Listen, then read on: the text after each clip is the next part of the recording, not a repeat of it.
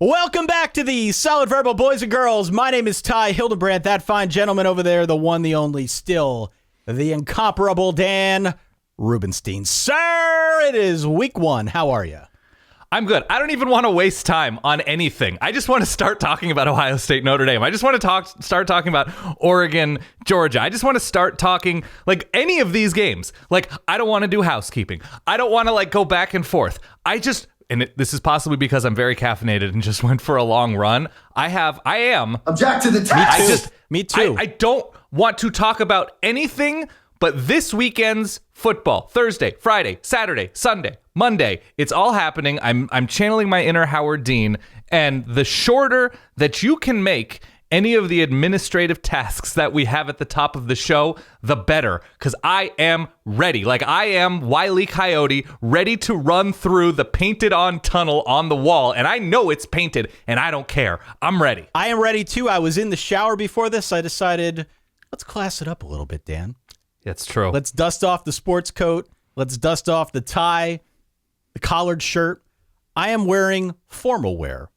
For those who are watching along live, courtesy of verballers.com. For those listening in a non-visual medium, just kind of paint a mental image of what might be going on this side of the Solid Verbal. It is week one. It is our picks. It is our previews episode. It is driven by our good friends over at Geico. Don't forget, if you are listening on Thursday, College Football Thursdays, our show live on Spotify, 5 p.m. Eastern, 2 p.m. Pacific. It is tonight, as in tonight, September 1st, come on over, live on Spotify, listen along, jump on in, give us your feedback in the chat, provide your picks by maybe hopping up on stage with us and arguing with me as we play our Tie versus the World segment, which I know you take great pride in. Verballers.com, as I said a minute ago, is where you can go and get access to the video feed, the live video feed of this. By the way, playruntheboard.com, you have like 48 hours to get in on the game, the most prestigious college football pick'em game there is throughout all of these here interwebs, this big series of tubes that we know as college football internet. Playruntheboard.com. It is our weekly contest, 10 picks per week. We drop the lowest 2. If you finish in the top 5, you get elected to the Board of Trustees, the vaunted Board of Verballer Trustees. Can't even say it. That's how exciting. No, you're good. Is. And by the way, Ty, it's not even just signing up to support the show and have access to a terrific community at verballers.com and the Discord and all of the early access stuff, whatever. If you win the Run the Board game, the season-long pick'em game, we have very specific prizes. You get to join the board, and perhaps most importantly of all, you get to tell your friends and family at some point in the spring, you know, I'd love to come over. I have a board meeting. Yeah. And so right. There is something that's so condescending and wonderful about being able to say, oh, I got it. You know, I got the meeting with the board. And so I'm not going to be able to make it to your potluck. Sorry, Gina. That's the big win with playruntheboard.com. You have 48 to 72 hours, depending on when you're listed. Probably about 48 hours. So, and last but great. certainly not least, hit the subscribe button. If you've already hit that subscribe button, tell your friends. It's the best way you can help the show. Subscribe and spread the word. We are always trying to grow the Verballerhood. Dan, shall we just jump right into this thing? Let's dance. Dan, Ty, help. I need picks of the week. As ever, I'm not sure how much help we can provide, but we're going to try. It is week one. We are jacked up for this, Dan.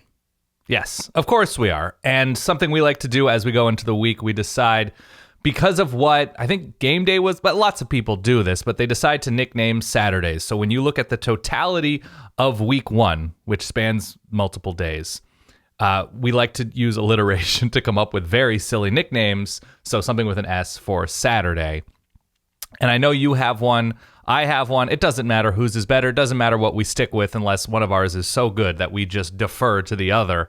But because of the long, cold off season, because we have been jumping from frozen cliff to frozen cliff in search of food, Ty, in search of that content mass.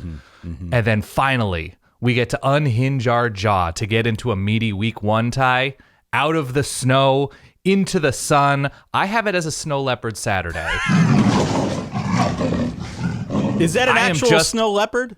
Well, it's a leopard. I didn't see the actual video of the kind of leopard, if it were, a leopard found in the Himalayas at 2,500 feet or something like that.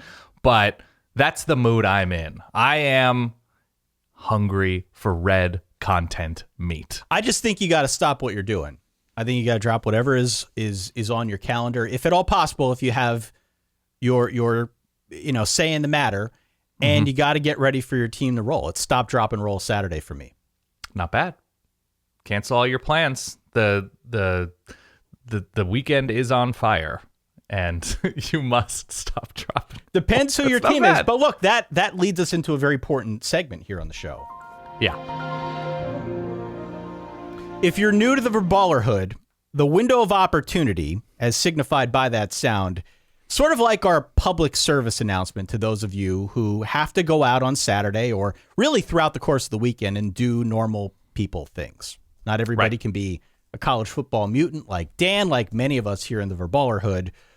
What we are trying to do here is help you schedule out your activities so that you don't miss the big games of the week. Now, the real beef on this slate starts at 3:30 Eastern time on Saturday with the Oregon-Georgia game as well as the Arkansas-Cincinnati game.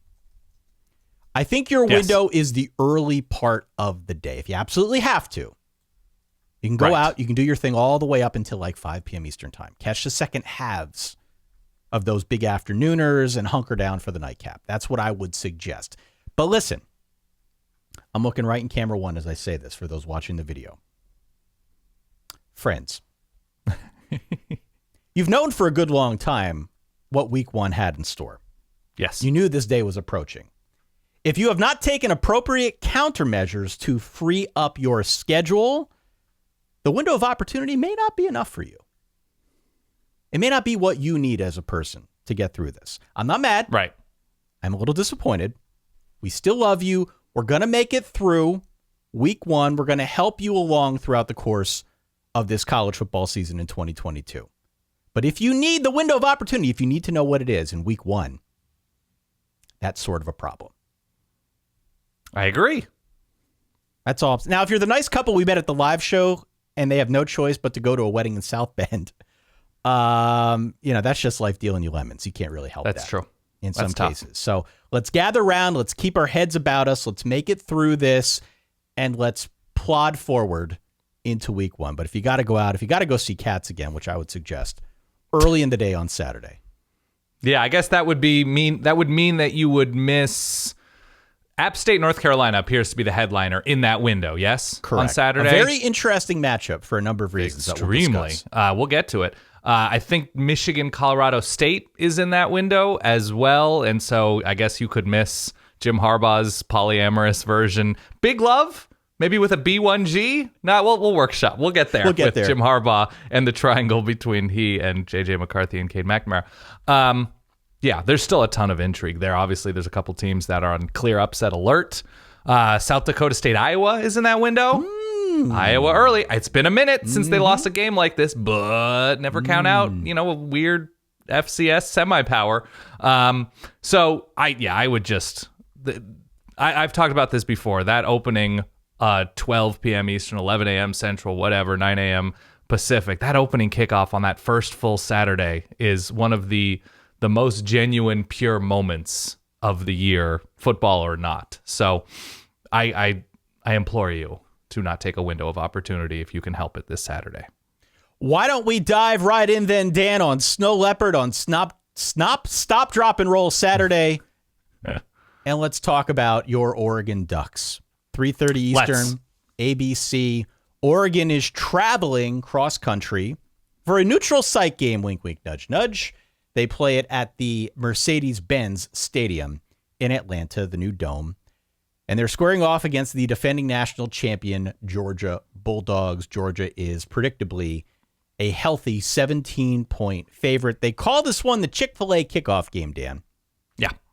Which brings me to the most important statement I think I'll make on this show. And I think we're in agreement on this. Spicy sandwich, extra pickles. Continue. Yeah, the spicy sandwich is the best menu item at CFA, yes? Yeah. Oh, yeah, extra pickles. And I just opt for honey mustard. Not a sponsor, could be. But that is my order. And the fries, I just neglect because they get cold in like 48 seconds. Yeah. I mean, what's interesting about the spicy chicken sandwich, though, is that sometimes you get it and it's got a lot of heat. A lot of heat. And sometimes there's virtually none. Just enough to make it tasty and to make it reorderable and still the best menu, clearly the best menu item that they offer at CFA. The secret is the MSG. That's what It could be the makes it MSG. special. Yeah. Continue. But sometimes you don't get enough. And I'm curious to get your thoughts on whether we're going to get a lot of spice or a little spice on this spicy chicken sandwich of a game between Oregon and Georgia, Dan. Oregon being your team, new coach. The coach is from Georgia. Maybe he's got an inside track. Where are you at here?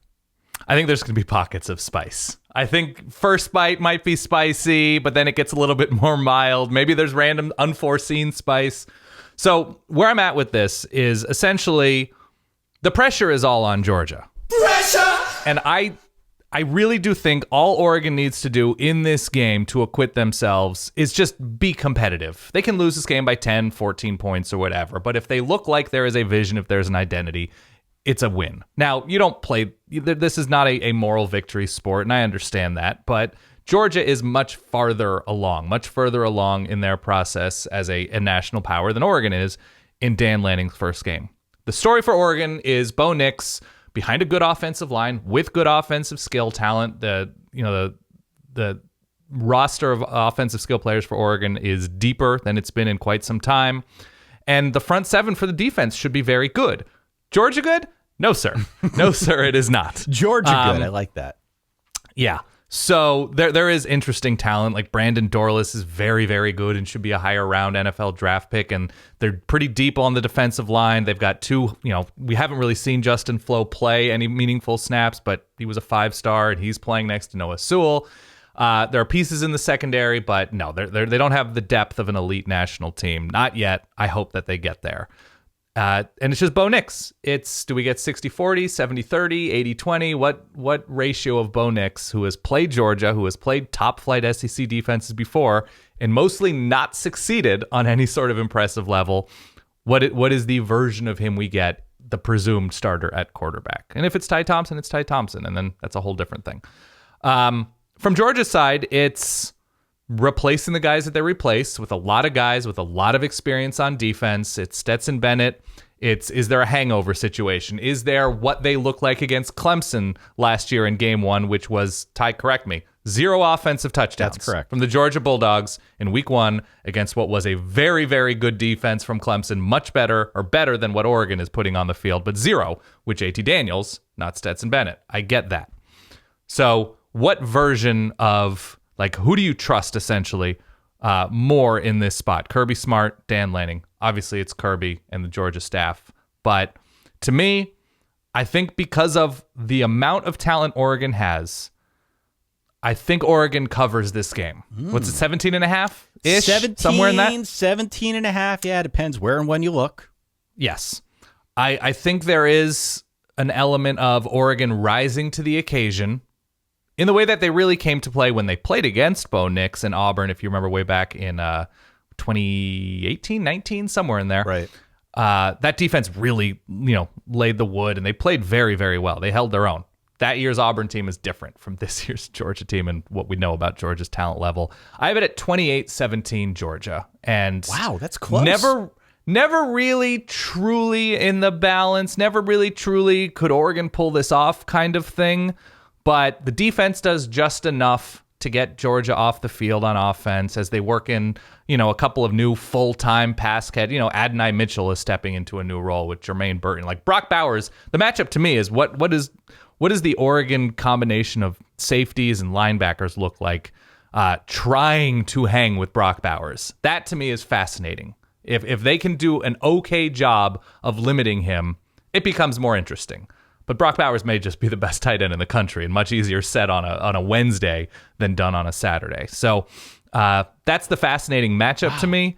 But yeah, I have it at 28-17. So you're fully hitching your wagon to the potential of Big Game Bo. No, I'm not fully hitching my wagon. I'm saying they're losing by double digits to the defending national champion. I'm not putting all that. On this Oregon Trail, there's at least a partial hitch to Big Game Bo. Look, he has been the quarterback in big wins against very good SEC teams, but it was sort of, if you look at the win over Alabama a couple of years ago, there were 2 pick sixes, if I recall correctly, and Alabama was playing their backup quarterback in Mac Jones at that time. So he has been present. He beat Oregon, obviously, as a true beat freshman. Oregon. And that's where I'm going with it. Maybe he's got a chance to bring this thing full circle and win one for Oregon. Opposed to over absolutely, Oregon. It's on the table. The narrative is on the table. I am fascinated to see the guys, Keely Ringo and Jalen Carter. There's talent all over this friggin' field on defense for Georgia. It's Stetson Bennett, fully entrenched now, starting the season as a national championship quarterback. A couple new full-time running backs, a couple replacements on the offensive line. There's not a ton to be worried about beyond it being week 1, not fully knowing what you have with everybody on the field for Georgia, and coming out of the gate pretty slowly last year. Again, different quarterback. And sort of getting a feel for the new full-time guys after a fall camp, after a summer, after a spring, in which they're going to be counted on more than they were last year when they simply played a lot behind an all-time defense. Well, look, this game to me has a high potential snooze factor because there is a universe in which Oregon gets blown out. Totally. Point spread is 17 for a reason. I think that feels completely justifiable.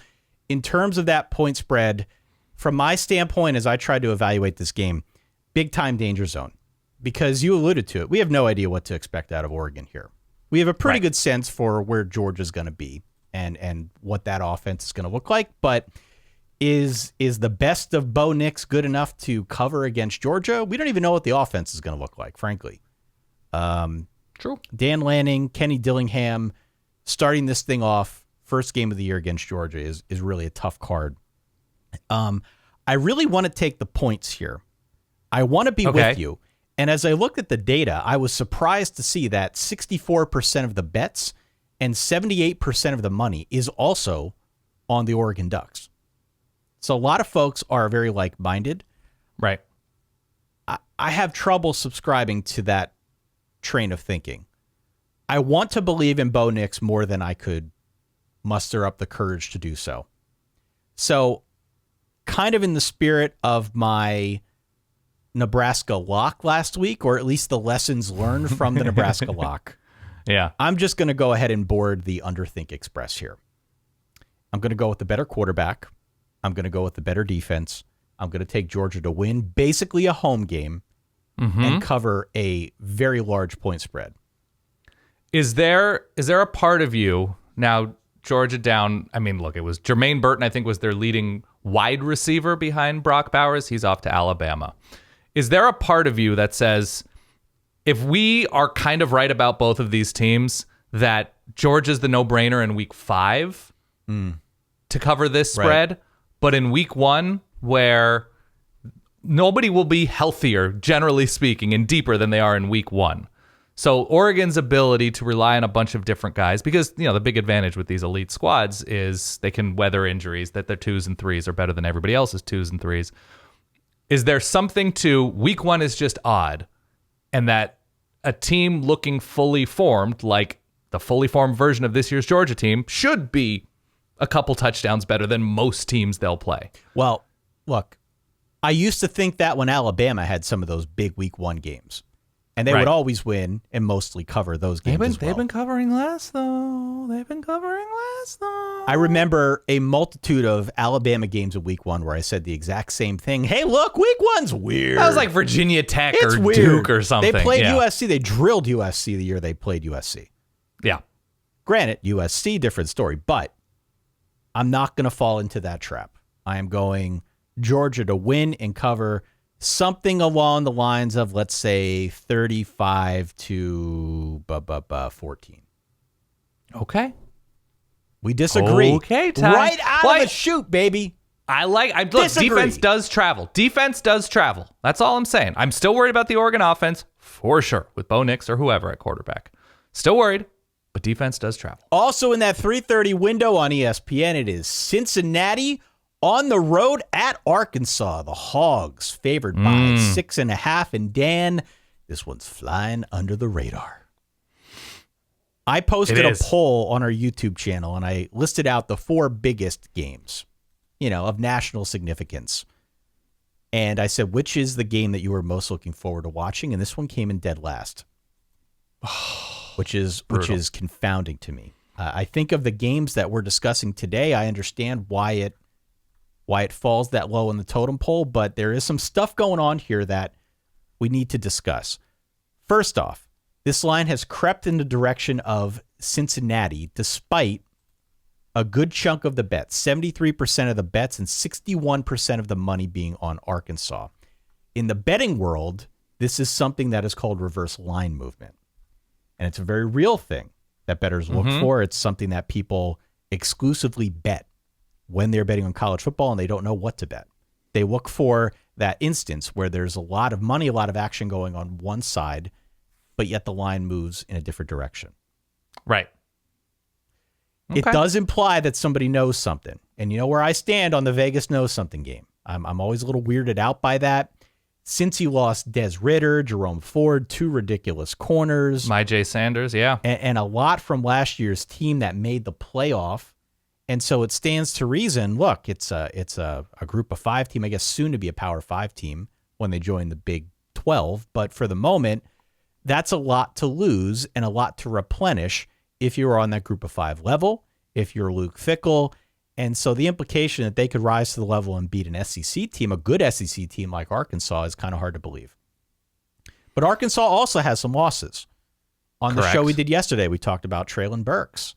That is not an insignificant loss for the Hogs. I'm curious to get your take on this because you previewed Arkansas on the show that we did on Wednesday, where we had an opportunity to go back and perhaps update some of our original takes. You did mention that maybe we shouldn't be as high on Arkansas as you initially thought. I'll be honest, if I could just kind of plant my flag here. Please do. For the life of me, I can't figure out the line movement. I think Arkansas should be pretty good. I think they're still really good along the line. They still have KJ Jefferson. They seem fine at the skill positions. Running back, they'll be okay. Wide receiver, they did lose Traylon Burks, but they do bring in Jaden Hazelwood, the transfer from Oklahoma. I feel fine about the line up front. Like, this tells me that Vegas thinks this game, one way or the other, is a 3 to 4 point win for somebody. Right. And so that's what I have here. Yeah. Yeah. So even though I'm not crazy about all of those losses for Cincinnati, that line movement is usually a big red flag. Mm-hmm. It's usually a big tell that's basically screaming out loud. You don't have to understand it. Just take the friggin' points. And so that's what I'm going to do here. I'm going Cincinnati plus the points here. I'm not going to think twice about it. Again, Underthink Express, I think for me this year, at least this week in Snow Leopard and Stop, Drop, and Roll Saturday, that's going to be the theme. Yeah, I think KJ Jefferson is the best player on the field. And so my Underthink Express would be just in outright, is the best quarterback playing at home? That's a really nice place to start because we don't know at the time of recording who's starting for Cincinnati, correct? Correct. Not that it would make a difference because at time of kickoff, that guy is not going to be expected to be as good as KJ Jefferson. Correct. So to me, the question comes down to maybe cornerbacks, right? With Cincinnati replacing those 2 absolutely capital D dudes, and Arkansas, if there was a place in terms of who they didn't trust on defense, it might have been corner. They gave up some big plays, and so they dropped back into a lot of zone stuff to keep plays in front of them. And so Arkansas losing star power at linebacker, I am taking Arkansas to win this game. The question is, how do I foresee Cincinnati hanging around or threatening this Hog team? I really do think you just have to put a good amount of trust in a playoff coach, right, Ty? Like, the coaching advantage goes to Cincinnati. They lose their defensive coordinator, their star defensive coordinator last year. They get better. Not that losing Marcus Freeman is a good thing, but they continue along. They develop. Luke Fickell has recruited really well. So it is a question of, on the sidelines, I think I trust Luke Fickell, right? It's about trust, babe. It's about trust, babe. So I am taking Cincinnati to cover this game, but the underthink part of me still says the clear better quarterback at home with pretty decent to good weapons and he'll be protected, and he is just going to keep getting better in KJ Jefferson. And they hit the portal well enough on defense, in my eyes, from afar, to say, I don't know if they improved dramatically, but I don't think they're falling off. This was a good defense last year, so I'm going Arkansas to win this game 21-17. This is the kind of game where Cincinnati covers because Arkansas misses an extra point. It's one of those deals. Mm-hmm. I think somewhere in the 24-17, 23-17, if I want to get. What is it at this moment? 6.5? 6.5. Yeah. I think Arkansas is the better team. I believe they will win this game, but I think it's close. And I think it will be one of those deals where both teams are playing it relatively conservatively. Maybe Luke Fickell from the standpoint of having new talent that he has to incorporate into the game plan. Maybe Arkansas from a similar place. Maybe leaning a little too heavily on KJ to try and get the win, and Cincinnati knows it. I did see one preview that said Arkansas doesn't want to show too much because they've got South Carolina on deck. Sure. It's a more important game. A conference game is a more important game than a Cincinnati team. I don't buy that. Look, I think that's bad logic. All the pressure, by the way, is on Arkansas. Cincinnati went to the playoff. They won the American. They got a bunch of dudes drafted. This is a high-profile national program right now that's about to join a Power 5 conference. I'm not saying it's all gravy from this point on, but right now the pressure is on Arkansas to build on expectations generated from last year at home. Pressure's on Arkansas. 7 p.m. ESPN. It is Utah, the Utes, traveling across country to square off against the Florida Gators. Utah is a 2.5 point road favorite. Okay. All right. I backed myself into a corner here, man. And we need to we need to talk about this for a hot minute if we can. I kind of went in on both of these teams. All in on both Utah and Florida when I did my previews. And now I don't know what to do. Because this is clearly the type of game, as I said in the preview, that Utah needs to win in order to get true playoff hype. National playoff contention hype. You got to beat Florida on the road. You do that week one, people are talking. Yeah. People are talking about the Utes. It's a tough place to play. It's going to be loud. And I think they're good enough to win here. But it is a tough spot. That being said, it feels like a very physical game. It feels like Florida has the beef in order to match up with Utah if that physical brand of football is something that ends up coming to fruition.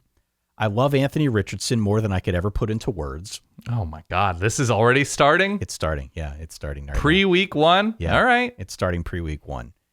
And I just feel like, again, much like the Cincinnati-Arkansas game, I could see this one going the route of just being hyper-conservative. Billy Napier, he's got the crowd advantage. It's loud. It's at home. He's got enough manpower to keep this one physical, to keep this one low-scoring, to keep this one conservative, and to let Anthony Richardson make a play. Yeah. I'm going Florida here.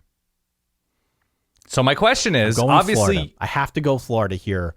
Not my home dog of the week, but at home, at night, first game, new regime, everyone excited. Anthony Richardson, a fully unfettered Anthony Richardson. How are they not your home dog of the week? They're not my home dog of the week. I've got a couple other ones. Okay. Yeah, again, it's what is the most pronounced trustworthy thing in this game.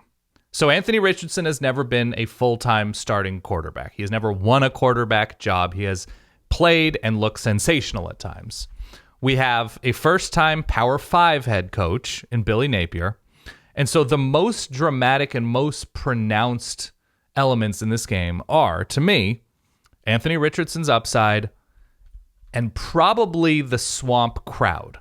Probably the difference between, and Rice Eccles is pretty electric, but it's different. It's different than the swamp. To travel on the road from Utah, from Salt Lake to Gainesville is difficult and different.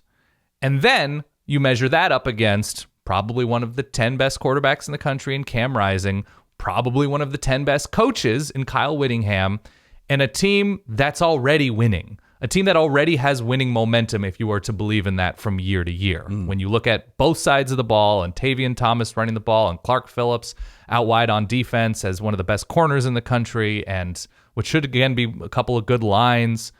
It's the DNA, essentially, the winning DNA of the current Utah roster matched up against the upside of Florida, probably on offense more than defense at this moment, and then the difficulty of playing in the swamp. And so I like to say, a good defense at home as underdogs is like one of the surest things in the college football betting universe without any data to back it up. But there is something about that winning DNA right now that I can't shake looking at these two teams, that it sometimes just takes a couple weeks to figure out what you are as a new head coach with a new full-time starting, like a lot of transfers in and out, that I hate picking against the swamp in a big game, but we just know more about Utah, that it's more difficult for me to say, I don't know much right now about what Florida's going to be, but how do you gamble? How do you wager against a big spot in the swamp? Yeah. So I'm taking Utah here to win this game. What's the current spread? 2.5, Dan. 2.5. Yeah, I have them covering this game 24-20. Yeah, and I think you're right. If we look at what Utah did last year, they were very good on the road early, losing to both BYU and San Diego State in overtime. Granted, different quarterback, different circumstance. Chaz Brewer, yeah.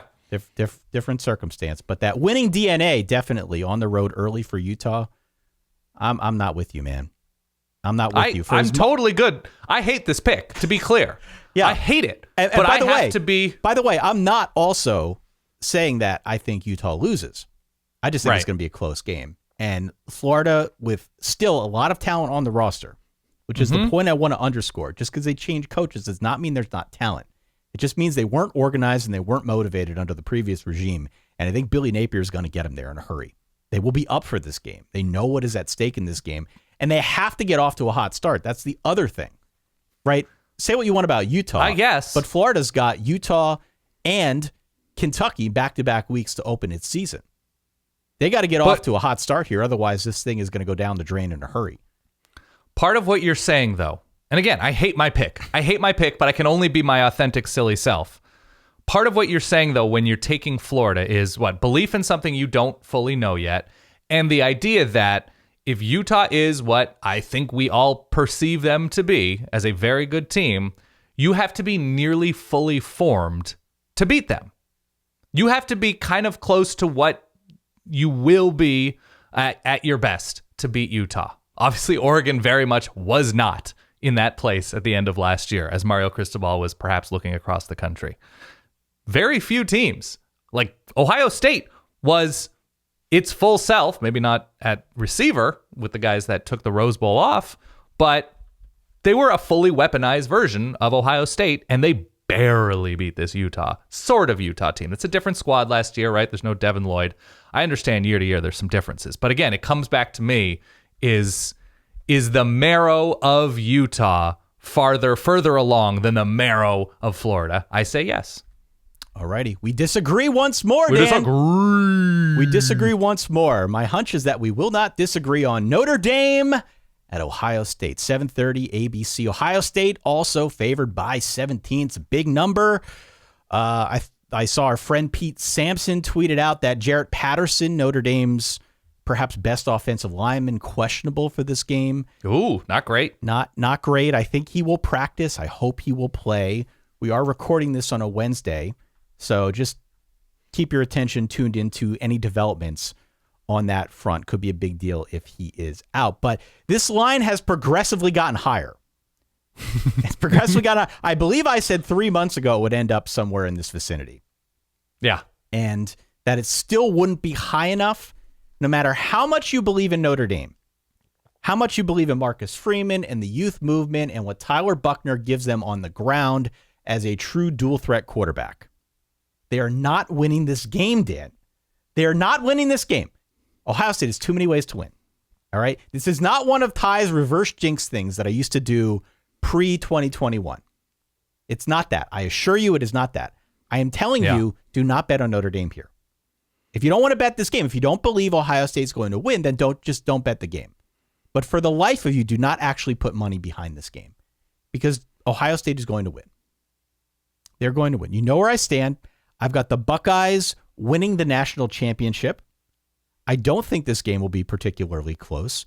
That's got Ohio State. Big number, though. That's such a big number. I've got Ohio State by 21 to 24 points. I think they are that much better. If you want to bet this game, here's Ty's pro tip. Okay. If you want to bet this game, watch it. Get one of those apps. There are a multitude of them that could be a sponsor but are not currently.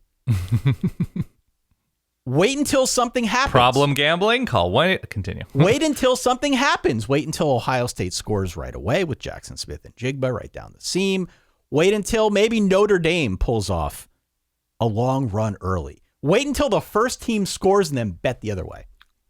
Yeah. Change the point spread by like 6 points. Usually that's what happens. In-game it, bet the other way. That's where you get the most value. But right now, I'm a Notre Dame fan through and through. You know this. I like this team. I'm into this team. I cannot get behind any kind of pick in which Notre Dame wins. And you know where I stand. I don't believe in betting on a team that I don't think can win. So I'm going Ohio State. Okay. That's okay. I think that's reasonable. There's nothing dramatically different to me about what the Ohio State offense will look like. And you can say, yes, of course, Garrett Wilson and Chris Olave being gone is tricky. But Ohio State's pretty great at receiver without them. They're so good. So to me, the question is, I have a hard time, and I'm with you. When you say Tyler Buchner is a true dual threat, I haven't seen him really be a threat throwing or running the ball with any sort of consistency. Fair. We saw him run the ball, but that's pretty much all we saw. He's got really good wheels. Kid can run. Yeah, but threatening what? Last year he didn't threaten the starting quarterback job. So, okay, I'm going to wait and see on that term with that's Tyler fair. Buchner. Totally fair. To me, the fascinating part of this is going to be what Notre Dame looks like up front and the degree to which they can make CJ Stroud uncomfortable. That's your only real hope, because I don't have a lot of faith in Notre Dame's offense this week. I think they're going to be fine this year. They'll find guys, I think they're going to be good. Possibly not great, but good. I think they're going to have a good offense this year. And, maybe they get the ball to, who's the fake name receiver? Lorenzo Styles? Lorenzo Styles, yeah. Yeah. I was a little bummed to notice that his Styles does not end in a Z. No, it should. That's disappointing. That would have been a great boutique. Lorenzo Styles.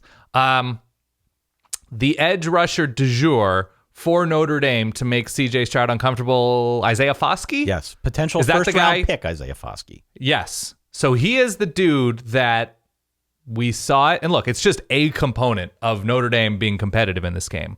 But we saw Oregon's defensive line last year have some success in making CJ Stroud uncomfortable. He still threw for like 7,000 yards against Oregon, to be clear. But we saw Aiden Hutchinson against the Ohio State offensive line, which struggled at times. I think they're going to be better this year, the new coach. That to me is a crucial key, is the gravity that Isaiah Foskey demands from Ohio State up front. Because I think Notre Dame's defense is going to be really good. Maybe not this week, because Ohio State's going to make everybody look kind of subpar on defense. So I have Notre Dame covering this game. Oh, come on, Dan. Not what because are you doing? I think not. Stop it. Look, if there is a team that will blow out, if Team A is going to blow out Team B, it's Ohio State over Notre Dame. I think that much is clear. Correct. I'm a big believer in week one garbage, in week one scar tissue, in week one malaise, in week one, maybe we should have started this guy at left guard. Oh, maybe we should have started this guy at inside linebacker. Oh, maybe we should have started this guy at Ohio State has corner. had their two deep set since March. I don't care. There's no malaise. They know who they are. They've known who they were since the end of last season. But they haven't played an active game against a mysterious other team since January, Ty. Come on. I think Notre Dame is a good team, and that is too many points, sight unseen, right now. I know it's in the shoe. It's not. They're not flying to Tacoma to play this game. It's not far from South Bend. I have Notre Dame covering this game with the final score 37-24. Not especially competitive or back and forth. Maybe it's Tyler Buchner has a really rough time, but backdoor covers his way to a 13-point loss, something like that. But I have Notre Dame being good enough to cover this number in a mysterious and always mysterious week one matchup. You disgust me, Dan. You disgust me. Sorry. I still love you, but you disgust me. Well, I'm disgusting you by saying Notre Dame, your team, Yes, can hang with one of the nation's best. It is the hope that kills you. You know this. Okay. Don't do this to me. Fair enough. We got to move quickly. We got a bunch of other games to talk about. Oh, my gosh. Yeah. Sunday. They play games on Sunday now in college football, at least on this weekend. We've got another 7:30 game on ABC. It's Florida State. It's LSU. It's the All-State Louisiana kickoff, played in Louisiana. How about that? In the Caesars Superdome, Dan. Lock of the week. This is an insane pick for Lock of the Week. I love it. I am on LSU here, Dan. You told me weeks ago when I asked you explicitly, who's winning this game? Is it going to be LSU or is it going to be Florida State? You previewed both of them. Mm-hmm. You said LSU's beating Florida State. Yeah. I have seen some action come in on Florida State, particularly after that big win, the 40-point win over Duquesne, the Dukes. Yeah, so is this the first team we're discussing that has tire traction? Yes. That has a little bit of heat on their tires because they've been on not on the road, but on the season road thus far, that Florida State has that idea of who's playing left guard or who shouldn't be playing left guard going into this matchup. And you don't even know, I don't even know, we don't even know at the time of recording who's starting at quarterback for LSU. Brian Kelly's keeping those top secret documents locked in his desk drawer, baby. Yeah. We don't know who's playing quarterback. He won't tell us. He says it's a tactical advantage. Mm-hmm. Sure. Maybe it is. Maybe it is. We'll find out, Dan. But I think LSU is going to be better than people think. The schedule is nuts. Nuts. It's not going to help them. I don't know what their final win-loss record will be. But I think Brian Kelly is typically pretty good in these situations. I do. I believe in him. I don't like him. Obviously, I don't like him. But I love him. But I think he's good in these situations. I think he will have this team up. I think whoever plays quarterback will have a ton of talent around him. Again, more than you might think for a team turning over its coach that felt disorganized last season. Also, this is basically a home game for LSU. Mm-hmm. Basically a home game for LSU. I don't read anything into what we saw last week for Florida State beating Duquesne, obviously. Who cares? LSU -3, my lock of the week. Okay. So first of all, something I forgot is it's another year of Brian Kelly and Mike Norvell opening up against each other, right? That's correct. Yes, correct. Notre Dame nearly lost to a quarterback without a leg in Mackenzie Milton last year under Brian Kelly's vision. Also true. It worries me that you're locking up LSU, that you're so confident in LSU and you don't even know who's starting at quarterback, and that Brian Kelly openers against what we think are worse teams don't always go super well. Now, different team, Notre Dame, LSU, whatever. I think LSU is in a really good place. You know I'm high on LSU. If they get B+ quarterback play, which I think is a reasonable expectation given what has been spoken of with regard to Garrett Nussmeier. I don't even know who Brian Nussmeier is. That's not a real person. Garrett Nussmeier and Jaden Daniels is upside that they could get B+ quarterback play, because I think the offensive line has come together nicely. I think there's a good amount. Was it BJ Ojulari on the edge for LSU? They hit the portal to sort of refill that roster on defense on a top level. I think the pick is solid and sound to think LSU is going to win this game, because I am still a little bit worried about, and I've been using this word a lot, this term a lot in the offseason, star power for Florida State. They've improved. They hit the portal for it, adding the couple of Oregon guys at running back and receiver. But in this spot, do I trust Jordan Travis? Your boy. I don't know. You love Jordan Travis. Just a god-awful September last year for Florida State. That's what concerns me. But I do like the tire traction here for the Noles, to be clear. Okay. I'm taking LSU. It was difficult for me to go against my tire traction, but there's just more that I like situationally and roster-wise about LSU. Man, the Florida State defense took a nice step forward last year, but damn, games in New Orleans. I think Brian Kelly's a good coach. I like the assistants he hired. I think the Florida State offense is going to have some difficulty with this Tiger defense, which is sort of, they're getting used to each other, new system. I get all of that. I'm going against tire traction, at least for this one. Yeah. And going LSU as well. We agree. A Southern Brian Kelly. He's from there now. He's from there 28. He's from there. Family. 28-20 LSU is my final. I like that. I like that number.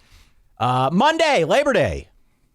I saw some sharp action. And by that, I mean the pro bettors coming in hot and heavy on Georgia Tech plus 22 against Clemson. 8 p.m. ESPN Monday night on Labor Day. Another one of those CFA kickoff games. This would definitely be the spicy chicken sandwich with less spice on it. Okay. An express? Yeah, I don't know why you would bet Georgia Tech here. Clemson's defense might be the best defense in the country. Granted, some issues they're working through on offense, but I think they'll get there. Hopefully they're healthier this season. Unless you are a Jeff Sims believer, of which I am not in the club. Why? I mean, no. I can explain to you. I mean, you could try to explain to me. I'm not going to believe it. I'm going to use my defense that I've been defending other picks with. It's week 1, Ty. It's week 1. It's different. Clemson has. It's whoa. Pause. I'll stop you right there. It's different if Clemson is playing Georgia. Okay, they're not playing Georgia. This is Georgia Tech now. Georgia Tech this year in week 1. Yeah, they beat them by 5 points last year, I think. So, yes, they lost a great running back to Alabama. Georgia Tech did. And they're going to have a lot of issues this year. It's going to be a very long season or a very short season, depending on how you look at it. It's going to be another 3-9 season. Here is what scares me. Here is the point you should make. Okay. As we talked about in the previews, Georgia Tech is in this position with Jeff Collins where back is to the wall. They are throwing everything against said wall, and they're kind of like the crazy guy in the fight where you don't know what to expect from the Yellow Jackets this year. You have to imagine they're going to try everything. And that makes them at least a little bit Should they dangerous. Try winning? Is that a thing that they should attempt? Well, they want to try winning, but I think they're going to throw it all against the wall, and that concerns me a little bit. But I'm going Clemson here. Again, underthink express for me in week 1. So, yeah, you'd have to be the way you paint Georgia Tech covering is essentially you have to become a high-pitch herald. 2 new coordinators. DJ Stronghold. And it's very difficult to fully pick Georgia Tech situationally. Yes. Clemson struggled with injuries on offense last year. They certainly struggled on the line. They certainly struggled taking a step back at receiver. Will Shipley was a bright spot when healthy. And they've got a couple other guys at running back who there's no Travis Etienne on the roster, but I think they have guys who are going to perform. I have Clemson covering this game for the same reason that you do, in that even if DJU is not the answer, short-term, medium-term, long-term for Clemson, I think Clemson is still capable with this defense, alley-ooping its offense, capable of winning this game 40-10, something like that, 41-13 in that. What's the line at the moment? 22, you said? 21, 22? 22? Yeah. I think Clemson, just in terms of sheer talent, I mean, you could argue that part of Dabo's appeal is underthinking too much. I'm going Clemson here comfortably because I just can't say I'm picking a team because it's week 1 and they're going to throw everything against the wall. You need to give me 2.5 names of the people throwing the garbage at the wall. 38-10 Clemson wins. Yeah, we agree. All right. Before we go any further, don't forget, playruntheboard.com if you want to pick these games and some of the ones we're about to discuss here in more of a rapid-fire fashion. Playruntheboard.com. It's the week-long pick'em game. You can find it out there on our Patreon. It's exclusive. We give out weekly prizes. We're very excited about it. Do you have to make tax disclosures if you're on our board? Is that something that you need to do? Maybe. You never know. Asking for all of our friends. They're our new board friends. We'll find out. We'll get legal work into that. That's true. Okay. Playruntheboard.com. All right. Other action on Saturday, Dan. We got to move quickly. We got a lot of games to discuss here. We don't have to do anything. This is the one I mentioned earlier. It's North Carolina minus 1.5 points on the road at App State. This line has flopped around like a fish out of water, man. Yeah. All over the place. Vegas apparently not wooed by Drake May's 5 touchdown passes in week 1 against Florida A&M. App State with a lot back from last year's team. A lot of reason to be excited about the Mountaineers. How excited are you about App State, Dan? I believe you previewed this team as well. Oh yeah, the story that I have undertaken in my brain, the positions I have taken in my brain from Chase Bryce Duke to Chase Bryce App State. It's been a whirlwind. This App State fandom of mine. The Bryce is right. Look, they lose a weird game to Miami last year in a similar spot. Oh, that game was in Miami. And did a cat fall off a balcony? Was that what happened in that match? The cat did fall, yeah. Safely. Safe. Yeah, this is a tire traction matchup with North Carolina. Again, it was, Florida A&M, the Rattlers of Florida A&M, who North Carolina, they might be down, their best corner in Tony Grimes. Josh Downs, also questionable, their best receiver. So, worrisome to me. Still going North Carolina. Still going North Carolina because they have the experience of week one. They have the data. The coaches have the data on what is and might not be working so far, even against Florida A&M. And App State is a whole different beast, and Boone is a very difficult place to play. Excuse me. I'm going North Carolina here. I'm just going to buy in early on Drake May. Because I don't really have a choice, because I can trust this year's North Carolina more than I can trust this year's App State, because I think both teams are going to be pretty good, and I've seen North Carolina. That's it. I'm going to go, and look, I'm going App State. I think their defense is going to be pretty good. Their experience, I think it's going to be pretty good. It's at home. It's a difficult place to play. I get this. I'm going against it, but I'm bringing in my tire traction defense once again here to go with the Tar Heels. I'm going App State. I'm going App State partially because I don't understand the point spread. I would have thought that North Carolina would have been favored by more, but why? I think the talent level on this team is still higher than App State. Oh, I think from a raw talent standpoint, North Carolina is still the better team. I do think, though, kind of contrary to your tire traction argument, App State, despite the fact that they didn't play in week 0, they still may be in a position that they've got their act together more because of veteran leadership on offense. I understand that, but if you're saying North Carolina has the better guys, but App State has veteran leadership, which would you want in building a college football team? Do you want the better players? I'm going App State. All right. Let's keep going. Also, in the great state of North Carolina, NC State -12 on the road at East Carolina. I'm intrigued by ECU here. They were much more physical last season and much more effective on the ground than they had been in the previous year. My sense, though, is that this one is all NC State. All NC State. The line's a little weird. 12 points is a little weird to me, but I was very close, let's say, to locking up NC State. I have a great deal of faith in this team. Speaking of veteran leadership, the defense should be very solid. You know I like Devin Leary. East Carolina was a better story last season than many expected, but got to go Wolfpack. Yeah, I would have expected this line to be a little bit bigger because I'm not intrigued by ECU in the way that you're intrigued by ECU. I don't know if you just randomly are friends with pirate people or are dating somebody secretly that's an ECU alum or something. I'm not intrigued by ECU in a spot like this. Now, I get it's on the road. I get it's week 1. These are all the things that I've already mentioned as being keys in specific matchups. NC State should be fine. They were flat on the road against Mississippi State last year. They lose that game like 24-10. Yeah. Early. I like to look at early season results just because it's how prepared does a coach have his staff and his roster to win winnable games early on in September. That's why you're taking Utah on the road at Florida. I get it. I totally get it. It is, right? I believe in Kyle Whittingham more than Billy Napier, right? Lost 2 games in the first 3 on the road last season. Okay. Just saying. Cam Rising. Just saying. Did not play in those games. Just did saying. not start those games. Quarterback. It's my thing that quarterback is an important position. We differ. We differ on a number of things. I get that. I am going NC State to win this game comfortably. I'm going the combination of quarterback and defense. We agree. Both teams on the same line of experience. Let's just go with NC State here. Next. South Dakota State at Iowa. I cannot find an active line, though I did see one website listed at 15.5. Okay. South Dakota State is number 3, currently number 3 in the FCS poll. I am inclined to go South Dakota State here, Dan. Walk me through your very specific thinking.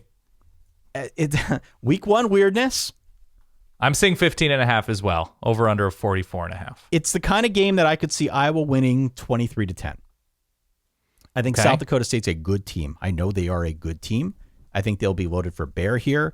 Iowa obviously has the offense, but the same questions persist about their offense. Did I say offense? Iowa's got the defense. The questions persist about their offense. So in a game like this, we've seen matchups in the Midwest, FCS games. The FCS team comes to play. I'm going to take South Dakota State plus the points whenever that line officially comes out there in a more public capacity. Not betting money on it, but South Dakota State getting points, more than 2 scores. Why not? South Dakota is up there in terms of my favorite Dakotas. Totally up there. I think I'm a North Dakota guy at the moment, but I respect the pick for the Jacks. You know I do. I don't like going with ether picks all the time when there is this kind of discrepancy between levels and one team that is a level up also does something incredibly well, in this case defense. I have Iowa winning this game 37-10. 3:30, we've got Houston on the road, -4 at UTSA. A lot of folks high on UTSA in this game, Dan. I believe we're both all in on Houston this year. We both really like Houston a lot, right? Yes. Is that to say then that Correct. we're both going Houston here -4? I'm going with the better team here. I think UTSA was a good story and will continue to be good. I like Jeff Traylor. Frank Harris did great things last year. There's a lot of momentum with the Roadrunners. Houston has the quarterback and defense to me in this matchup. I'm with you. I think this is Houston's year. I'm big on Houston as well. Yeah. Next. 4 p.m. BYU -12 at USF. We both kind of like USF as well this season. Yeah. I am not crazy about BYU's defense. Not convinced. You there. should be crazy about the Bulls defense either, though, brother. I know. But traveling cross country week 1, this might be one of those weirdness type things for me with BYU. BYU plays a tough schedule. They have Baylor and Oregon in the next 2 weeks, correct? They do. So this will be an important game for them to get their act together. I like their offense, but I look at this line, another weird 12-pointer. I say BYU wins this one by 10, but give me South Florida at home to cover. Who won the BYU-Baylor game last year? Baylor. So Gary Bohannon has beaten BYU relatively recently. That's true. It is a weird look-ahead spot going cross-country. Isn't it? For right? BYU. It just feels weird to me. I think, look, I hate taking USF here, but they did aggressively overhaul their roster. They did try to, I don't know if, look, you could say, oh, they got this dude from Clemson, they got this dude from Minnesota or North Carolina or whatever. Maybe there's a reason they left, right? Maybe there's a reason these guys really weren't cutting it week to week in a major program. But I still think there is at least an infusion of improved talent for USF. And so week 1 weirdness, traveling cross country. I'm going Bulls. I hate to do it. Man. BYU wins this game by 7 to 10 points. My man. But I think there's going to be some energy in Tampa for South Florida. I'm going to jump around here, Dan, because we've also got games earlier. That's true. In the week that we want to discuss here. We'll come back to some of these here in a more express fashion before we sign off. But I have got my home dog of the week. Where's my sound here? I haven't locked anything up, have I? Or done a home dog. Okay, we'll get to that. My home dog of the week is Old Dominion. Okay, Monarchs, explain. Old Dominion is getting 8.5 points at home against Virginia Tech. This is an interesting matchup. It is a battle of 2 former Penn State assistants, Ricky Ronnie being the coach of Old Dominion, Brent Pry being the new coach for Virginia Tech. I believe ODU brings back 11 starters on offense and a good chunk of its defense. Meanwhile, Virginia Tech feels like the type of team that could be plucky and maybe within 7 to 10 points of pretty much every team on their schedule. Right? This is going to be a callback to the old Notre Dame team. Remember, I forget what year it was, where They just were on a knife's edge all year long. And they weren't good enough to blow anyone out or get blown out by anyone. They were just sort of there. Mm-hmm. That feels like Virginia Tech to me this season. I have made my concerns about this roster pretty public as we went through the previews, i.e., they just don't got the dudes. They're moving guys around. They're doing the position switch thing because, quote unquote, they're better suited for a different position. The translation is we need another linebacker. We need you to maybe beef up and play the middle a little bit more than you did last year. Yeah. Okay. I'm not saying ODU wins the game, but if you're telling me this is like a 24-21 game that Virginia Tech wins, I totally would buy that. Totally would buy that. I trust in this case the veteran leadership at home with, I believe, a good coach in Ricky Ronnie, good offensive coach, someone who knows his opponent in Brent Pry pretty well. I believe in that a little bit more with the week one weirdness factor at play than I do Virginia Tech, which is basically rebooting and starting from scratch. So give me the points. I really would have liked to see good offensive coach Ricky Ronnie come up with an offense that was better than 107th last year and start out 0-6 against FBS teams. That is a concern to me. I think the one facet of this matchup that you are overlooking is, per message board geniuses, the size and shape of Brent Pry's hog. Do you think Virginia Tech is overlooking ODU ever again after losing that game? I say no. Probably not. I say statement situation for a new head coach for Virginia Tech. The Grant Wells era at quarterback for the Hokies. I like how you change your voice for that. Can you do that again? Grant Wells. It's a good name. It's a really good name. Grant Wells could be a lawyer. Grant Wells could be a politician. Could be a national park. Could be a national Grant park. Wells. Yeah. I think there is, look, I'm not a big believer in Virginia Tech this year, but I'm just not a believer in general in the Monarchs of ODU. They snuck up on them last time. I grant you that. Not this year. No. I think Tech wins this game comfortably. I'm not giving you specific reasons why I think they're going to run all over them. I think they're going to stop them enough. I just think there is still a difference between these two programs in terms of talent on the roster.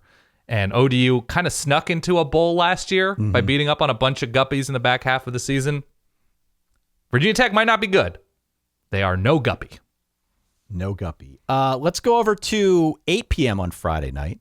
Illinois at Indiana. Indiana favored by 3. That's a weird one, huh? Weird as in I don't get it either. Illinois is the better team. Illinois is the better team. I am locking up the Illini on the road in Bloomington, week 1 plus the 3. Does Illinois have somebody in their third game, so week 2 for them? Do they have somebody challenging or interesting to like a letdown look-ahead situation, a letdown after looking strong against Wyoming? They have Virginia, at home. Not a huge deal. What I assume will be a good offense. So this game has a couple things that I think you like to bet with/against. First, you've got the warm tires, the tire traction thing. Love that. Beat up on Wyoming in week 1. 2, Indiana stinks. Stunk. And will stink again. Stunk. Will stink again, to be clear. And 3, they don't got any kind of like major look-ahead situation here. Illinois plus the 3, lock it up. That's my second lock of the week. Okay. I hear you. I'm with you. I understand your logic. I understand your rationale and reason.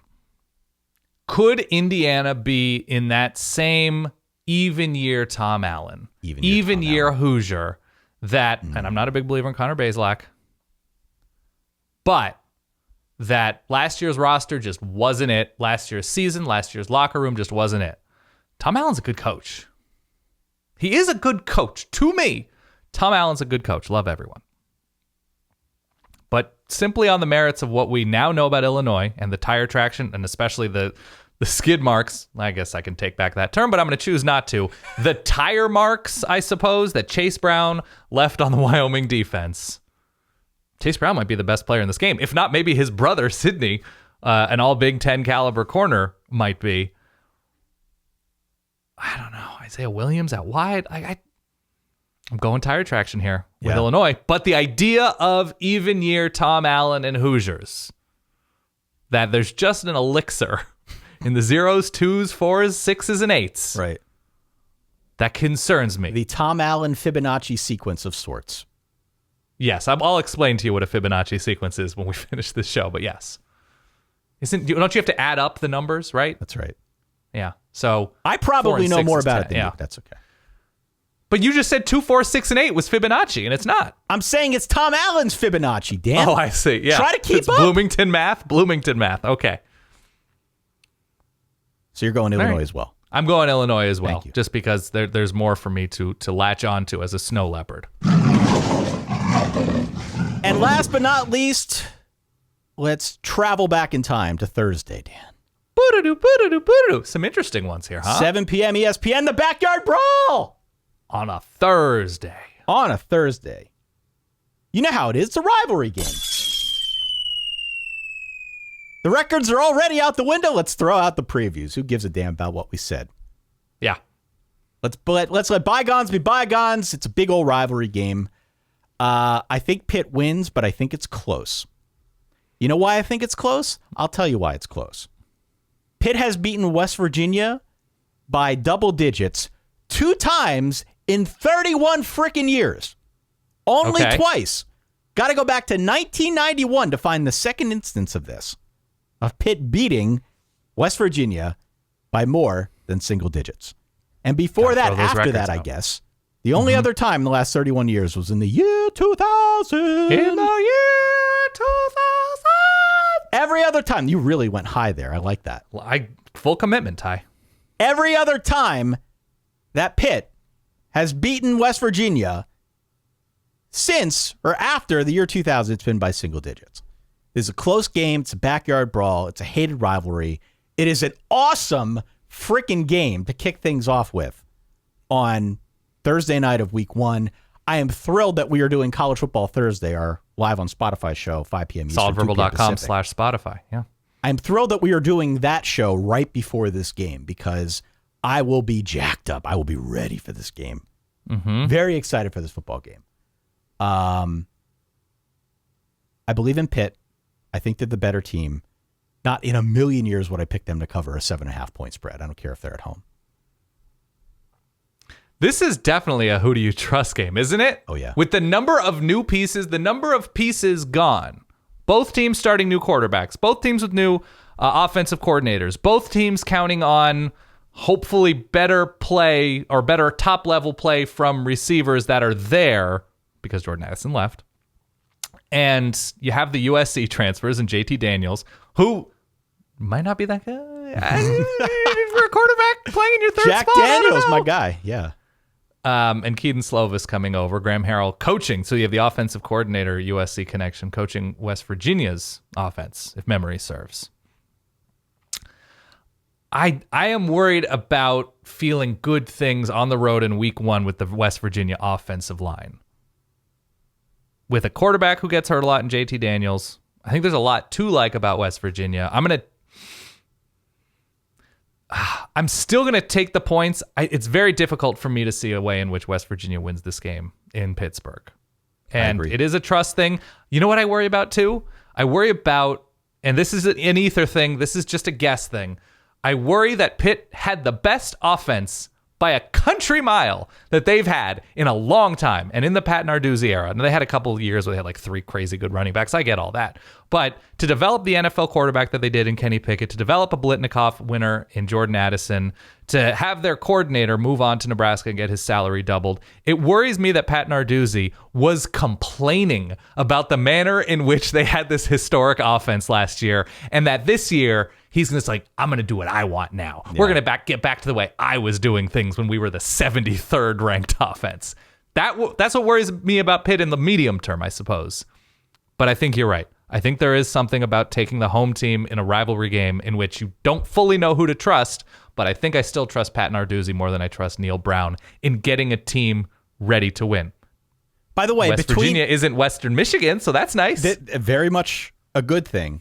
Yeah. By the way, I hope Pat Narduzzi with his comments about Mark Whipple and Lincoln Riley and potentially spilling the beans on JT Daniels being the starting quarterback at West Virginia. Yeah. I hope we see evil Pat Narduzzi this year. Dude, that's the spiciness that you were talking about with Chick-fil-A. That he is pulling up his end of things. He is holding up his side of things as, spicy Saturday. I'm spicy! Yeah. It's great. I hope that we see fully evil, fully spicy jalapeno Pat Narduzzi. I want a bushy goatee, though. Remember Community where they'd like the evil timeline, the dark timeline, they'd all have goatees? I want Pat Narduzzi in a goatee. That's all. I think it would be game. befitting. Yeah, other Thursday. The other Thursday game that is of particular interest to me, 8 p.m. on Fox, Penn State -3.5 at Purdue. I am on Penn State. I love that you're doing this. Continue. I am modulating my voice here to prevent against a voice crack scenario because I've been yelling a lot this podcast. I don't want it to crack when talking about my esteemed alma mater. But I was on Penn State a month ago. It was -2 when I saw it. I hit my microphone. I'm sorry. You're okay. I was on them a month ago when I saw this line drop. I didn't get it then. I don't get it now. Purdue lost David Bell, the football player, not the ex-Mariner third baseman, David Bell. Also, He played third base? Okay. Yeah, he signed a huge deal with the Phillies after a run with the Mariners, and he never did anything. He had 1 year where he hit 20 home runs or something stupid. Sorry about that. And then George Karlaftis, who was a much bigger difference maker on the defensive side of the ball, he's in the league now too. That feels like a lot. And I know we got people out there writing the Aiden O'Connell article. I think Nicole, our friend, good friend Nicole Auerbach. Definitely. Is Aiden O'Connell the second best quarterback in the Big Ten? Maybe. That's an interesting question. Maybe. I read Nicole's article. I think it was Nicole's article. I hope I'm not giving her credit for something that it's okay. She does or doesn't want credit for. But it's a safe bet that if there was something well written in the Athletic, that it's Nicole. Yeah, Auerbach. but I mean, Continue. he's a good story. Yeah. He's a good story. I understand why at home, at night, first game of the year, you'd want to believe that he's going to keep them close against Penn State, especially given all that Penn State lost on defense. I understand why that Purdue team led by him is dangerous. Mm-hmm. But Penn State last season finished with a whimper.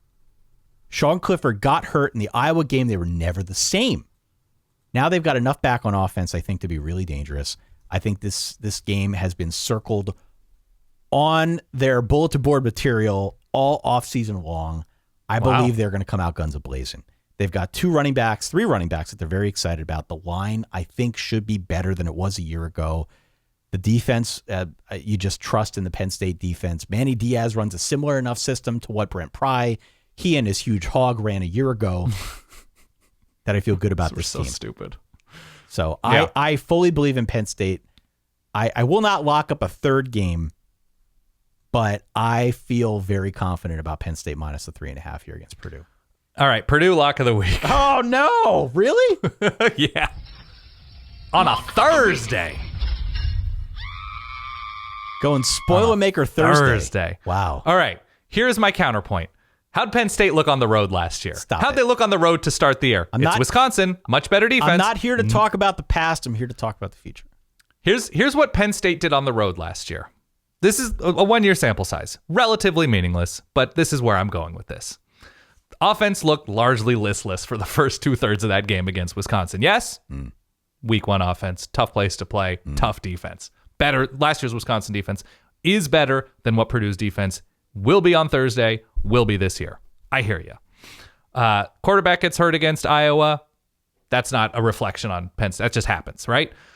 They scored 10 points in their bowl game away from home. Is that correct? Against Arkansas? We're going to have the research department check that. Lose a winnable game in a snowstorm against Michigan State. Is that what I'm looking at here? The research department, I can't get a hold of them at the moment. I think they rushed for about 14 inches a carry against Ohio State on the road last year.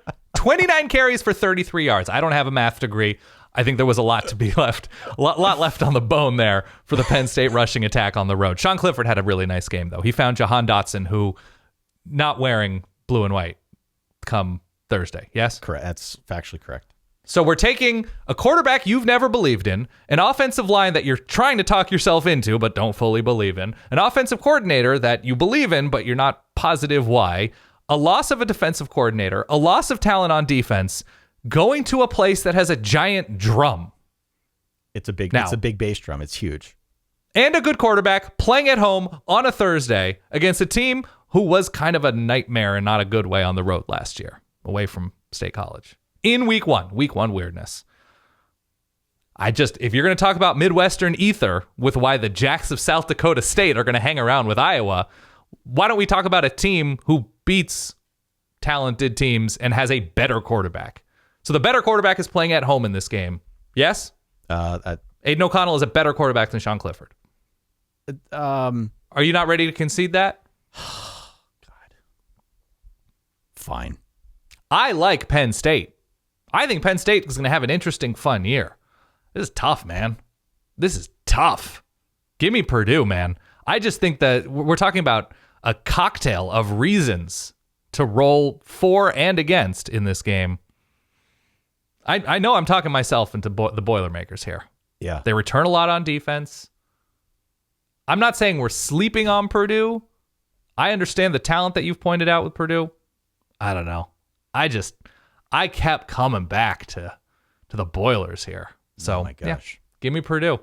Well, if there was something in my gut, Ty, there was something in the gut flora that I have forming inside of me, the content gut flora that I couldn't ignore. So I'm going with do what you got to do. With You West do Lafayette. you. We are nothing if not the Green Day walking contradiction here on this podcast, where we apply logic and reason and weird theories wherever it feels right. Yeah. As opposed to ubiquitously, universally. Let's say that word instead. Across. That's a good one. Any other games here that you want to discuss, Dan? I love Boise State at Oregon State. Okay. I didn't realize Boise State was awesome on the road last year. They beat really good teams on the road. They're going to be healthy. I like their offense more. I think their offense is going to be better this year. I really like their defense, and I'm worried about Oregon State's defense. And it's late night, I think Saturday. This is Pac-12-ish after dark. It's a 10:30 game, yeah. I'm going Boise here. I still think Oregon State's going to be a pretty dangerous team this year, but for whatever reason, Andy Avalos, in terms of who do you trust, Boise on the road under Andy Avalos. I do trust them on the road. So I'm going Boise State here. I have Syracuse covering at home, possibly winning outright against Louisville. I don't love the idea that Louisville wasn't good against the run last year, and I think they'll be a little bit better, but Syracuse is just going to run the hell out of the ball at home in whatever they rename the Carrier Dome. So I like Cuse at home. I like Utah State to cover 41 points. Tire traction. They lose by 38 against Alabama. Tire traction. Otherwise, here's my other curveball. I'm going Colorado plus the points against TCU because if Jim Harbaugh is B1G love with two quarterbacks he's rolling with, Sonny Dykes said we might play 3. Yeah, that's right. And I'm not down with that. So I'm taking Colorado because screw it. That's why. It's altitude. I jotted down here, by the way, that's a 10 p.m. Friday matchup. Correct. The TCU one. I jotted, quote, I like TCU, but am spooked by the prospect of 3 quarterbacks. So I'm with you on that one. Right. But I'm actually in disagreement on the other games that you mentioned. You like Oregon State, the Beavs? I'm going the Beavs, and I hear you. I take your point. It's a valid one when you talk about Boise State and what they did on the road last year. My problem with Boise is I don't know where the big plays are coming from. And I think they're going to need a couple of them in order to beat a really good offense in Oregon State. Ooh, good news. Oregon State is very accommodating of big plays. Their defense. Oregon State minus 2.5 is my pick there. I'm going to go Louisville minus the 4.5. I don't feel great about that pick. That one could go either way to me. But I saw Tyon Evans, the Tennessee transfer, is going to get the nod for Louisville at running back. I think this could be a fun game with a lot of points. I trust Louisville a little bit more in the front 7, which is why I'm going to go with them instead. And I'm going to go Bama minus 41 points, which is a crazy, almost asinine point spread. And generally, when you've got Alabama favored by more than 50 points, which does happen, then you take the other team. But if it's somewhere in that meaty 38 to 41 territory, I think they run it up on Utah State. I could see it being something like 52 to 10, where it's right around that number, but they eke out a cover, maybe a little bit of a front door cover. Sorry, dogs out there listening to the podcast. Sorry. Yeah, I guess, you know what? Utah State. tire traction, and I'm saying it, not you. Maybe I have a raging boner. No? Wow. Are we not? Okay. That I should have workshopped that and thought about the implications of that phrase more than I did, but leave it in the edit, Ty. So look, longer than usual show here. It is week 1. Yeah, it's week 1. I am dressed up. We are fired up. We are making all sorts of picks. It's been a while since we had a chance to do this. Go on out to playruntheboard.com. Playruntheboard.com. Pick these games along with us. Compete against Dan and I. Compete against the entire Verballerhood. And again, we have weekly prizes. We have a big old yearly prize in that the top 5 get elected to the board of trustees. We will check with legal on whether or not there are any kind of disclosure tax forms. implications. Yeah. Yeah. Anything that needs to be filed with the SEC. But short of that, it's a really cool prize. We send you a cool trophy. And as Dan said at the top, you will have to explain to your loved ones and or coworkers why you will be unavailable for some random evening in the month of March. I'll say this, though, Ty. You shouldn't play our Run the Board game at playruntheboard.com to sign up. You shouldn't play if you're scared. You shouldn't play if you don't think you have what it takes to compete. No, don't. You shouldn't. It's not for you. It's not for you. But if you think you have what it takes to win the most prestigious, important college football pick'em pool in the country, then I think you should investigate further. But do not play if you don't think you have what it takes, if you're a little bit scared, if you're a little bit squeamish about competing in the most important, prestigious pick'em pool in the country. That's all. That's it. I think that's right, Dan. Okay, great show. I don't think we have anything else to discuss here. Thank you to all Verballers for listening in. 408 Verbal 1 is the reverb line. As you're watching these games, you're listening to these games, please do call in. Leave us a voice message. We will play them back on the Sunday recap show. Again, Sunday only for our Patreon folk at verballers.com. You can get early access to that show. If you're a premium Verballer, you can watch live and comment live. I want to send a big shout out to the folks who are watching and listening and playing along with this one. Live, yes. Otis, Kale, Randy, Catherine. We had Sean, Chris, Dan, Derek, Chris, another Chris, a number of folks, fine Verballers, all of them who have been watching, commenting along, and giving us their 2 cents as we go through. So we are appreciative. Verballers.com is where you can go to find out more information on joining the Verballerhood in a more official capacity. Yeah, no, a collection of people that you can only describe as all being their own version of an alpha. That's it. That's all. That's all I have. That's correct. Daniel, there is one other thing. Oh. Well, is this a Pat League lightning round when the Pat League isn't playing against each other? I suppose so. Drop, and you already did. That big stanky. Wet. I guess we're going to go squeamish again. Squeamish. Fine. Listen, it's the FCS lightning round this year. Oh, I see. It was one of those points of feedback that the esteemed board of trustees from playruntheboard.com, Dan, come on. Try to keep up on this show. But you're playing patriotic music for the Patriot lightning round traditionally, but you're keeping the music, but we're expanding the scope. Friday night, 6 p.m., Lehigh at Villanova, Dan. Who you going with? I side with you. I'm anti-Lehigh to the bone, to the marrow, Villanova. Let's go Nova, go Cats. Saturday, 12:30, Sacred Heart. Very holy at Lafayette, the Leps, Dan. It is Snow Leopard Saturday. Will it be Leopard Saturday? Against Sacred Heart. Sacred Hearts, they were pretty good last year. They actually were. They run the hell out of the ball. I'm still going Lafayette at home because you don't just walk into Easton, PA and come away with a victory. So give me Lafayette. Come on, go Sacred Yetis. Heart. I'm going Sacred Heart. Fair. Elsewhere around FCS, we've got Northwestern State at Montana. Montana's actually pretty good this year, Dan. Yeah, they're pretty decent in a lot of years. Yeah, our guy Damon's a proud Grizzly, so I'm going Montana. Let's go Montana Northwestern for State. Yeah, we will do that for Damon. Saturday, 3:30, Drake. The other Drake on Saturday. Not May. Drake, the school Drake, on the road at North Dakota State. Seems like a bit of a tall order to go into Fargo to square off against the Bison. Dan, who you got? North Dakota State. Drake Relays, shout out, a great race. I think the boat racing, though, will happen from the Bison here. And last but certainly not least, we've got Georgetown on the road away from Multisport Field, squaring off against Marist. Does Notre Dame still have a Marist at linebacker? A Marist at linebacker. Marist Lufau? Yes, that's Wasn't correct. he a... Yes. Okay. Yes. Georgetown away from the Hornets' Nest that is multi-sport field is not a Georgetown that I am particularly scared of. Give me Marist here, knowing nothing about where is Marist? Marist is in New York. I know. Is it by Poughkeepsie? No, come on. I don't know that. I'm gonna look that up. I'm going with Marist here. I'm going Marist. I know they've got. I think they've got a rather big presence in the crew world, in the rowing world. They're the Red Foxes. That's pretty cool. Yeah. Let's see what do you think Marist, knowing nothing about the Red Foxes, what do you think their football record was last year? Just from feel. 2-8. 5-5 in the Pioneer League. Okay. Sly like that, those Red Foxes. Yeah, it looks like they beat Presbo. They got destroyed by St. Thomas. Beat Dayton. Lost to Morehead State. All right, I'm going Red Foxes here. Going Hoyas. Come on. Yeah, Come on. Loser. Okay.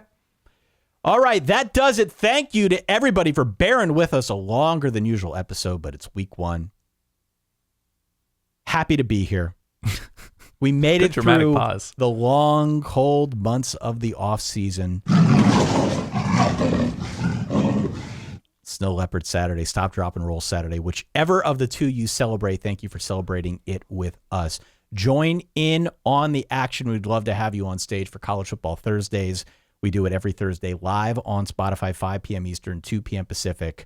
solidverbal.com/Spotify, as Dan said throughout the course of this episode. Make sure you follow along on social media. I'm sure we'll be posting up a storm as these games go down on week 1. Make sure you hit subscribe on that podcast. Hit it now. If you haven't done it yet, if you made it this far, if you made it like 90 minutes into this monstrosity of a show, what are you waiting for? My gosh, hit subscribe now so that you don't miss that button. Any of our episodes that we put out 3 a week. We do a preview, we do a recap, and then we do a news show in the middle to make sure you stay up to speed with everything going on. Yeah, that's it. Dan, we made it. We're here. We did it. Love it. You know what I am, Ty. Object to the test! For that guy over there, my good friend Dan Rubenstein, for myself, Ty Hildebrandt, enjoy week 1 and stay solid. Peace.